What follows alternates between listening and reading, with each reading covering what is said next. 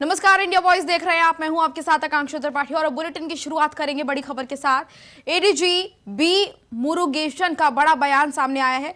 अंकिता हत्याकांड को लेकर एडीजी का बड़ा बयान। आपको बता दें कि एडीजी ने कहा है कि एसआईटी अंकिता हत्याकांड में गवाहों और सबूतों को और ज्यादा मजबूत कर रही है। अपराधियों की पीसीआर रिमांड से एसआईटी ने साक्ष्यों को और ज्यादा मजबूत किया है। अभी जांच 302 को मजबूत करने के निर्देश में आगे बढ़ रही है। सोशल मीडिया पर भी खास तरह से निगरानी रखी जा रही है। फॉरेंसिक जांच रिपोर्ट का भी इंतजार है। ये बड़ी जानकारी आपको दे रहे हैं। लगातार अंकिता हत्याकांड को लेकर जिस तरीके से सरकार को घेरा जा रहा था और विपक्ष भी लगातार हमलावर दिख रहा था सरकार के ऊपर, उस पूरे मामले को लेकर सरकार तो सख्त है ही, साथ ही साथ पुलिस प्रशासन भी इस पर एक्टिवली लगा हुआ है और साक्ष्य को मजबूत करने की कोशिश की जा रही है और पूरे मामले को लेकर हर बिंदु पर गहनता से जांच की जा रही है। और इसी को लेकर ये बड़ा बयान आपको बता रहे हैं एडीजी का बड़ा बयान आया है। एसआईटी अंकिता हत्याकांड में गवाहों और सबूतों को मजबूत कर रही है। अपराधियों की पीसीआर रिमांड से एसआईटी के साक्ष्यों को मजबूत किया जा रहा है। अभी जांच 302 को मजबूत करने के दिशा में आगे बढ़ रही है और साथ ही साथ आपको बता दें कि सोशल मीडिया पर भी खास तौर से निगरानी रखी जा रही है। फॉरेंसिक जांच रिपोर्ट की अभी इंतजार उसका किया जा रहा है। तो अंकिता हत्याकांड को लेकर ये एडीजी का बड़ा बयान आपको बता रहे हैं। एडीजी ने बड़ा बयान अंकिता हत्याकांड को लेकर दिया है। किस तरीके से जांच पड़ताल की जा रही है उसको लेकर उन्होंने जानकारी दी है। कहा है कि गहनता से जांच तो पूरी की ही जा रही है, साथ ही साथ साक्ष्य जो है उनको और ज्यादा मजबूत करने की कोशिश की जा रही है। इस पूरे मामले को लेकर पुलिस प्रशासन बहुत ही गंभीर है और जांच भी बहुत ही ज्यादा गंभीरता के साथ की जा रही है। हर पहलू को ध्यान में रखते हुए हर बिंदु पर जांच की जा रही है। पुलिस की टीमें गठित जो की गई है वो भी लगातार लगी हुई है और एसआईटी को भी अगर कहें, एसआईटी भी इसमें लगातार अपनी जांच पड़ताल कर रही है। फॉरेंसिक जांच रिपोर्ट का भी इंतजार है और साथ ही साथ सोशल मीडिया पर भी खास तौर से नजर बनाई जा रही है।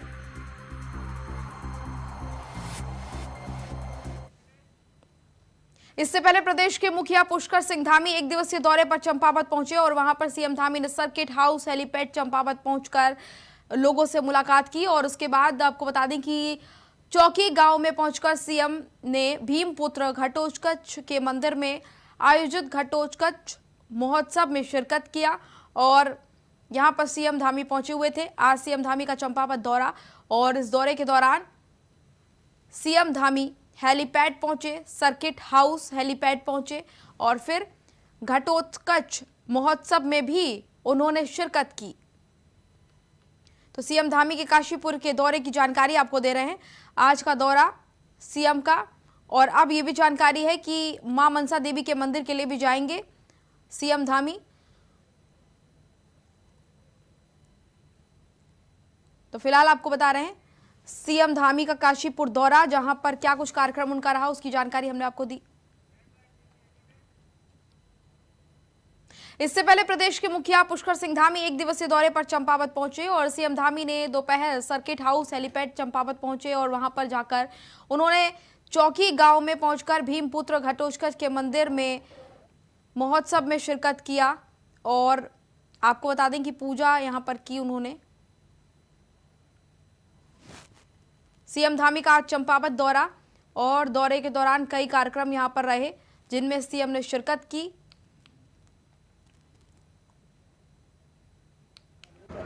सर, ये हमारे क्षेत्र के लिए बहुत ही सौभाग्य की बात है कि मुख्यमंत्री जी यहाँ पे आ रहे हैं और यहाँ की जनता में, क्षेत्रीय जनता में काफी उत्साह है।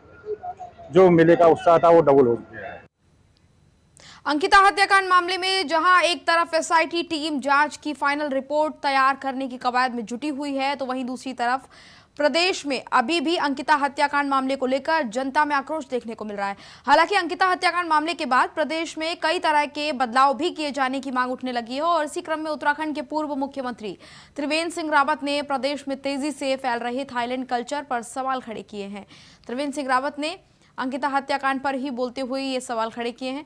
अंकिता हत्याकांड पर पूर्व सीएम त्रिवेंद्र सिंह रावत का बयान सामने आया है और उन्होंने तेजी से फैल रहे थाईलैंड कल्चर को लेकर बयान दिया है। लगातार जिस तरीके से अंकिता हत्याकांड के बाद से ही माहौल जो प्रदेश में बना, तमाम तरह की बातें विपक्षी पार्टियों के द्वारा की जा रही हैं, जनता भी आक्रोशित है और इस पूरे मामले की जांच सीबीआई से कराने की मांग भी उठ रही है। और इसी बीच आपको बता दें कि पूर्व सीएम त्रिवेंद्र सिंह रावत का बयान सामने आया है। तेजी से फैल रहे थाईलैंड कल्चर को लेकर त्रिवेंद्र सिंह रावत बोले हैं।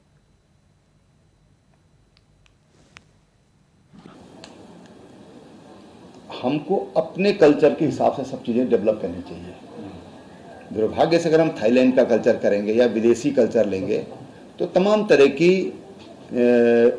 जो हमारा समाज जिनको अनैतिक मानता है, दुनिया शायद कई देश उस चीज़ को नहीं मानते, पश्चिम के देश उस चीज़ को सामान्यतः नहीं मानते, लेकिन हमारे देश में इसके लिए तमाम नैतिक मापदंड हैं।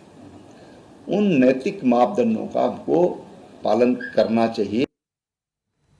डोईवाला में देर रात कांग्रेस कार्यकर्ताओं ने जिला अध्यक्ष अश्विनी बहुगुणा के नेतृत्व में अंकिता भंडारी हत्याकांड की सीबीआई जांच और हत्यारों को फांसी की मांग को लेकर कैंडल मार्च कर नम आंखों से श्रद्धांजलि दी है। अंकिता भंडारी हत्याकांड से नाराज तमाम राजनीतिक संगठनों के साथ क्षेत्र के लोगों ने 2 अक्टूबर को उत्तराखंड बंद का आह्वान किया था। कई जगहों पर ये बंद देखने को मिला और कई जगहों पर बेहद सफल ये बंद देखने को मिला। तो वहीं कुछ जगहों पर बाजार खुला हुआ भी नजर आया, दुकानें खुली हुई नजर आई, जिसको लेकर भी प्रदर्शनकारियों ने नाराजगी जताते हुए कहा कि आज पहाड़ की बेटी अंकिता भंडारी के संग ये जो घटना हुई है तो कल ये घटना किसी और बेटी के साथ भी घट सकती है। और इसी वजह से विरोध जताना बहुत ही ज्यादा जरूरी था, लेकिन लोगों ने विरोध नहीं जताया, जिसको लेकर नाराजगी भी देखने को मिली। और साथ ही साथ आपको बता दें कि कांग्रेस कार्यकर्ताओं ने कैंडल मार्च निकाला, नम आंखों से अंकिता को श्रद्धांजलि दी है। न्याय के लिए एक मंच होना जरूरी है, ये कहा गया है। तमाम लोगों को एकजुट होने के लिए कहा गया है।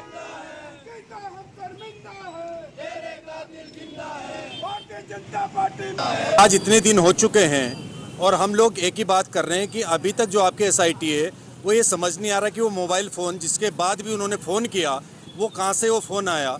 उसके बाद जो आज हम लोग देख रहे हैं वैभव पटवारी जी आज किस तरीके से वो अपना इंटरव्यू दे रहे हैं और दूसरी तरफ एसआईटी कह रही कि हमने उनको गिरफ्तार कर दिया। तो कहाँ से हम इन लोगों से उम्मीद करें कि ये न्याय देंगे उस अंकिता को जिसने अपनी जान अपनी अस्मिता बचाने के लिए दी है। इसलिए आज हम लोग सभी एकत्रित होकर पहले गन्ना समिति में हमने इस संबंध में गोष्ठी की और इसके पश्चात आज हम लोगों ने ये जुलूस निकालकर इनके कैंडल मार्च निकाला है। हमारा ये कहना है जो साक्षी वहाँ पे मिटाए गए धारा 201 के तहत रेणु बिष्ट, विनोद आर्य, अंकिता आर्य और डीएम पौड़ी, तहसीलदार, राजस्व पुलिस निरीक्षक, इनके खिलाफ धारा 201 तक मुकदमा दर्ज होना चाहिए और सीधे जेल के सलाखों के पीछे होना चाहिए। इन्होंने साक्ष्य मिटाई है और 164 का अभी तक मजिस्ट्रेट बयान किसी भी उसका नहीं हुआ है। बहुत बड़ा दुर्भाग्य हमारा पूरी सरकार इसमें मिली हुई है। हरिद्वार जनपद में त्रिस्तरीय पंचायत चुनाव के दौरान अंकिता भंडारी हत्याकांड के चलते बीजेपी जहां चिंतित थी तो वहीं पुष्कर सिंह धामी के कुशल नेतृत्व के चलते एक तरफ अंकिता के हत्यारे कानून की गिरफ्त में आए हैं तो वहीं दूसरी तरफ त्रिस्तरीय पंचायत चुनाव में बीजेपी ने बड़ी जीत हासिल की है। ये बड़ी उपलब्धि बीजेपी के लिए मानी जा रही है। बीजेपी प्रदेश अध्यक्ष महेंद्र भट्ट ने कहा है कि अंकिता भंडारी हत्याकांड हरिद्वार से भी जुड़ा हुआ है और ऐसे में बीजेपी को चिंता इस चुनाव की भी सताने लगी थी, लेकिन जिस प्रकार से मुख्यमंत्री पुष्कर सिंह धामी ने निर्णय लिए हैं उन निर्णयों की वजह से जनता संतुष्ट रही और पंचायत चुनाव का रिजल्ट बीजेपी के पक्ष में आया है।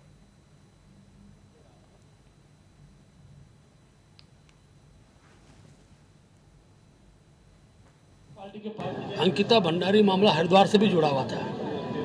माननीय मुख्यमंत्री जी ने जिस प्रकार से कार्रवाई की तो स्वाभाविक रूप से उसकी संतुष्टि भी इस जनादेश में दिखाई देती है। अभी पहली बार और प्रचंड बहुमत के साथ अपना बोर्ड बनाने जा रहे हैं। अनेकों निर्दलीय जो जीत कर आए हैं उनसे मेरी वार्ता हो रही है। हमारे वहाँ के प्रमुख कार्यकर्ता, हमारे सांसद सब लोग बातचीत कर रहे हैं। एक अच्छा पूर्ण बहुमत का बोर्ड हमारा जिला पंचायत में बने। उत्तराखंड बीजेपी के प्रदेश अध्यक्ष महेंद्र भट्ट ने कांग्रेस पर आरोप लगाते हुए कहा है कि कांग्रेस के पास अब कोई भी मुद्दा अब नहीं बचा हुआ है और साथ ही साथ इसलिए वो अनर्गल बयानबाजी कर रहे हैं। और प्रदेश अध्यक्ष ने यह भी कहा है कि हरिद्वार पंचायत चुनाव में कांग्रेस जिस तरह से खरीद फरोख्त का आरोप लगा रही है वो बीजेपी पर नहीं बल्कि अपने नेताओं पर लगाने चाहिए और अपने नेताओं पर ही लगा रही है, जो अपने ही नेताओं को बिकाऊ बताकर उनकी निष्ठा पर सवाल खड़े कर रही है। कांग्रेस पे कुछ बचा ही नहीं है ना। तो अपने लोग बचाओ, अपने लोगों को क्यों बिकने वाले बता रहे हैं वो लोग? अच्छा वो तो आरोप उनका सीधा सीधा जिनको उन्होंने घोषित किया है उन पर आरोप है कि ऐसे लोगों को प्रत्याशी बनाते हैं जो बिकने वाले हों। आगे बढ़ेंगे। उत्तराखंड राज्य पहाड़ की महिलाओं की देन है, लेकिन इसे दुर्भाग्य कहेंगे कि राज्य गठन के 21 साल बाद भी महिला नीति नहीं बन पाई है। अब अंकिता हत्याकांड के बाद महिला सुरक्षा और नीति को लेकर सवाल खड़े हो रहे हैं।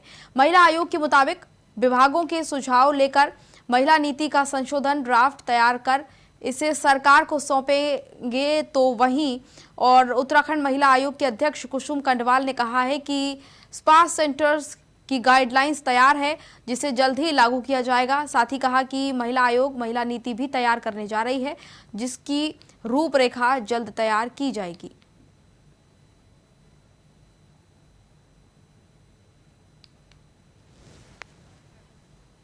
स्पा सेंटरों की गाइडलाइन तैयार हो रखी है, वो शासन में जा रखी है। मेरे माननीय मुख्यमंत्री जी से बात हुई, वो कह रहे हैं उसमें हम शीघ्र उसे लागू करेंगे। और महिला नीति भी महिला आयोग बनाने जा रहा है। उसमें जो चाहे होटल हो, रिजॉर्ट हो या सरकारी कर्मचारी हो, महिलाएं, उनके लिए नीति बन रही है। तो वो नीति जैसे ही बनेगी तो आप लोगों को उसमें बता दिया जाएगा। श्री कंडोलिया देवता मातृ पितृ विहीन कन्या शिक्षा ट्रस्ट पौड़ी ने 7 बेसहारा मेधावी बच्चों को चेक वितरित किए हैं। श्री कंडोलिया देवता मातृ पितृ विहीन कन्या शिक्षा ट्रस्ट पौड़ी की तरफ से 7 मेधावी छात्र छात्राओं को पौड़ी के कंडोलिया मंदिर में आर्थिक मदद के रूप में चेक वितरित किए गए हैं। और ट्रस्ट से जुड़े प्रदीप कुमार भट्ट ने बताया है कि वर्तमान समय में बहुत से ऐसे होनहार बच्चे हैं जिनके माता पिता नहीं हैं, जिससे कि उनके समक्ष आर्थिक संकट की परेशानियां जो हैं आना लाजमी है। और ऐसे में उनके ट्रस्ट की ओर से ऐसे ज़रूरतमंद छात्र छात्राओं की शैक्षिक मदद की जा रही है। और इसी वजह से इन जो छात्र छात्रा हैं इनको चेक वितरित किए गए हैं। ज़रूरतमंद छात्र छात्राओं को ये चेक वितरित किए गए, जिसमें 7 छात्र छात्रा शामिल हुए हैं।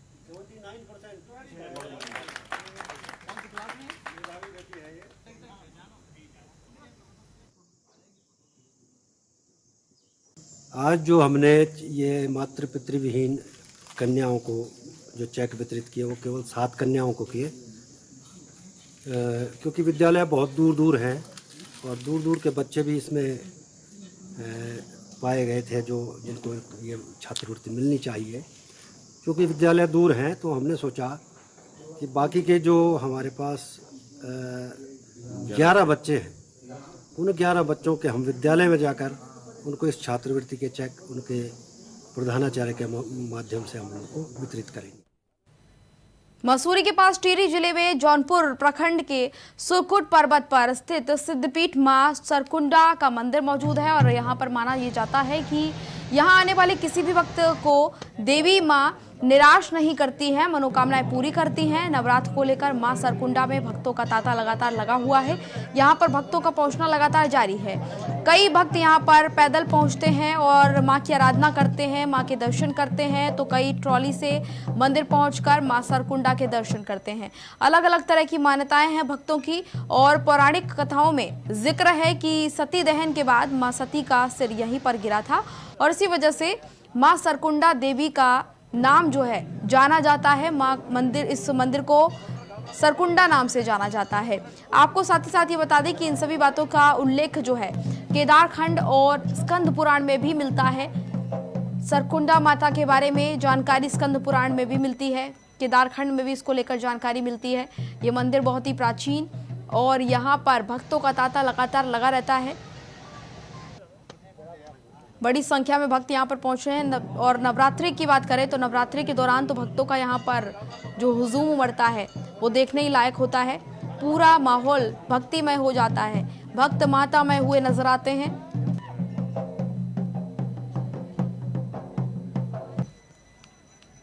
दरबार में हर रोज जो है भक्त है, लेकिन चैत्र और अश्विन नवरात्रि और गंगा दशहरा का यहाँ पर विशेष महत्व है। भगवती जो है इच्छित वरदायिनी है। ये सुरकुट पर्वत है, देवताओं के राजा इंद्र का जो है तपस्तरी है। उन्होंने यहाँ पर माँ भगवती को प्रसन्न करने के लिए कई मर्तबा जो है यहाँ पर तपस्या की है। और भगवती को प्रसन्न करने के बाद फिर ऊर्जा प्राप्त की है, फिर शक्ति को प्राप्त किया है। हरिद्वार की जिला कारागार में रामलीला का मंचन किया जा रहा है और यहां पर जेल में बंद कैदी रामायण के तमाम जो किरदार हैं उनको बखूबी से निभा रहे हैं। और इस रामलीला की खासियत यह है कि इसमें ना सिर्फ हिंदू बल्कि मुस्लिम कैदी भी बढ़ चढ़कर हिस्सा लेते नजर आ रहे हैं। जेल के कैदी ही राम, लक्ष्मण, हनुमान और रावण जैसी तमाम पात्रों को बखूबी निभा रहे हैं और माहौल जो जेल का है वो बहुत ही ज्यादा भक्तिमय हो गया है। जिला कारागार में रामलीला का मंचन किया जा रहा है और यहाँ पर तमाम जो कैदी हैं उनके द्वारा अलग अलग किरदार की भूमिका निभाई जा रही है।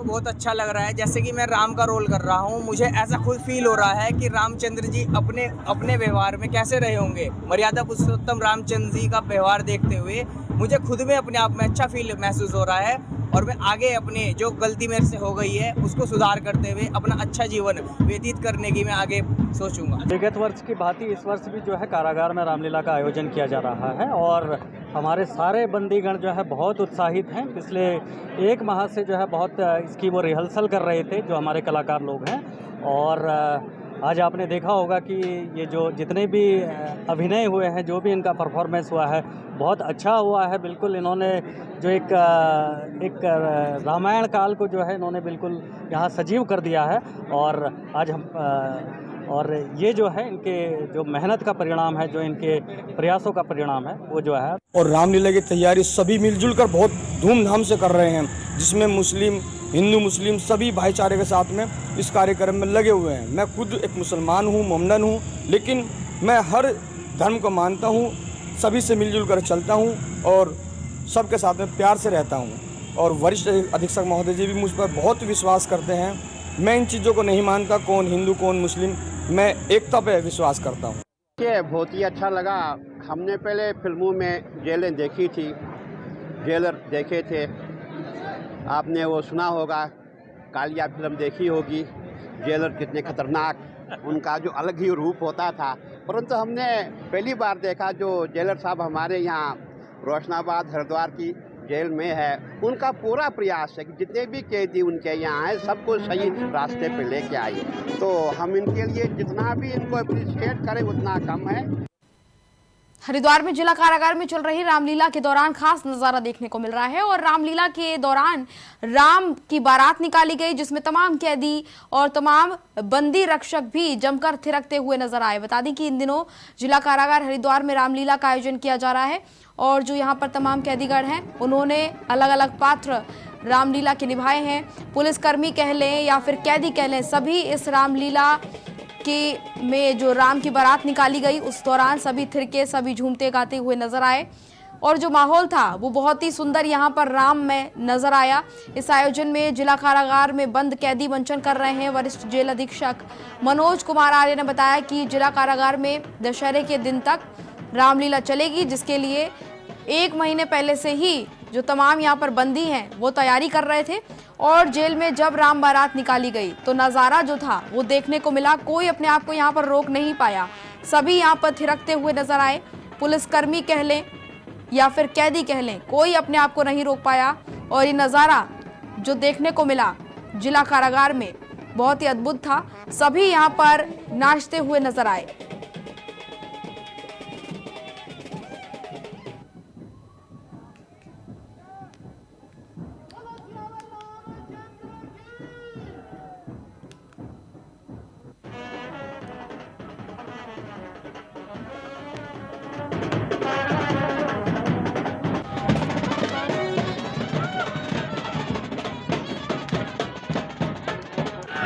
विगत वर्ष की भांति इस वर्ष भी जो है कारागार में रामलीला का आयोजन किया जा रहा है और हमारे सारे बंदीगण जो है बहुत उत्साहित हैं। पिछले 1 माह से जो है बहुत इसकी वो रिहर्सल कर रहे थे जो हमारे कलाकार लोग हैं और आज आपने देखा होगा कि ये जो जितने भी अभिनय हुए हैं, जो भी इनका परफॉर्मेंस हुआ है बहुत अच्छा हुआ है। बिल्कुल इन्होंने जो एक रामायण काल को जो है इन्होंने बिल्कुल यहाँ सजीव कर दिया है।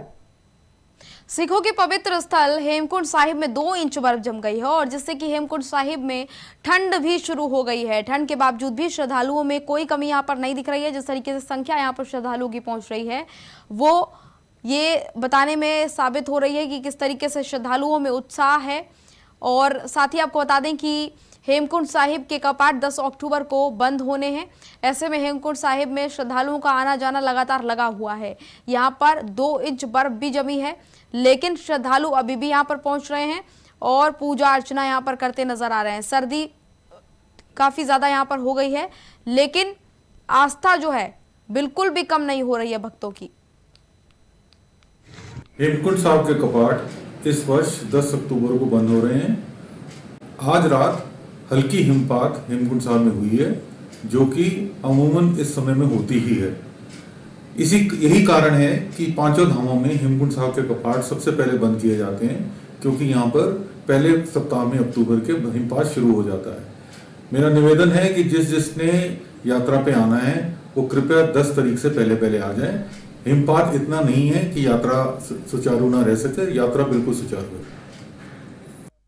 राज्यपाल गुरमीत सिंह ने केदारनाथ पहुंचकर बाबा केदारनाथ के दर्शन किए, आशीर्वाद उनका लिया और फिर उन्होंने बाबा केदारनाथ से प्रदेशवासियों के सुख समृद्धि की और साथ ही साथ खुशहाली की कामना भी की है।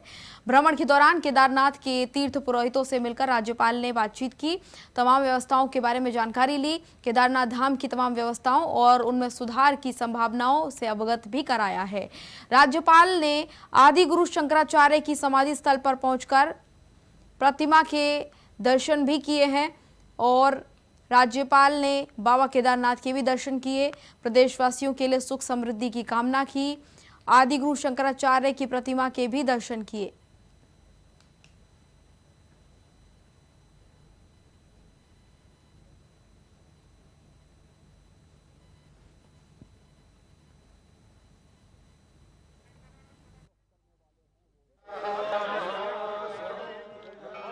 तो आपको बता दें कि प्रदेशवासियों की सुख समृद्धि की कामना राज्यपाल ने की है। आदि गुरु शंकराचार्य की प्रतिमा के भी दर्शन किए हैं। केदारनाथ बाबा के दर्शन के लिए पहुंचे थे राज्यपाल, प्रदेशवासियों की सुख समृद्धि की कामना की, दर्शन किए बाबा के। वन विभाग की अगुवाई में रायका गोपेश्वर में वन्य प्राणी सुरक्षा सप्ताह का शुभारंभ किया गया। वन्य प्राणी सुरक्षा सप्ताह 1 से 8 अक्टूबर तक मनाया जाएगा। इस दौरान पूरे जनपद में विविध जागरूकता अभियान चलाया जाएगा और कार्यक्रम के जरिए जागरूकता अभियान चलाया जाएगा, जिसमें तमाम लोगों को जागरूक किया जाएगा। इस दौरान प्रभागीय वनाधिकारी इंद्र सिंह नेगी ने कहा कि इस कार्यक्रम का उद्देश्य वन्य जीवों के संरक्षण के प्रति लोगों को जागरूक करना है। वन्य जीव सुरक्षा सप्ताह के दौरान ग्रामीण क्षेत्रों में वन पंचायतों और महिला मंगल दलों के माध्यम से विविध जागरूकता कार्यक्रमों का आयोजन करेंगे और इसको लेकर तैयारियां की गई हैं। 1 अक्टूबर से शुरुआत इसकी होगी, जो कि 8 अक्टूबर तक चलने वाला है। पूरे जिले में ये कार्यक्रम चलेगा। जागरूकता कार्यक्रम पूरे जिले में चलाया जाएगा। 1 अक्टूबर से इसकी शुरुआत होगी। वन्य प्राणी सुरक्षा सप्ताह का आयोजन किया जा रहा है। इस बार जो है हमारा ये 1 अक्टूबर से लेकर के 8 अक्टूबर तक हमारा वन्य जीव सप्ताह मनाया जा रहा है और इसका मुख्य उद्देश्य ये है कि जो हमारे वनों में जो वन्य जीव जंतु और पेड़ पौधे वनस्पतियाँ जो भी है उसको कैसे हम सुरक्षित करें, किस तरह से हम जन सहभागिता के साथ जो है इनका सुरक्षा सुनिश्चित कर सकें। तो इसके लिए स्थानीय लोगों को, जनप्रतिनिधियों को, अधिकारियों को, स्कूल के विद्यालयों को, अध्यापकों को, सभी को एक किस्म से हम जागृत करने के लिए या उन। तो फिलहाल बुलेटिन में इतना ही। मुझे दीजिए इजाजत। नमस्कार।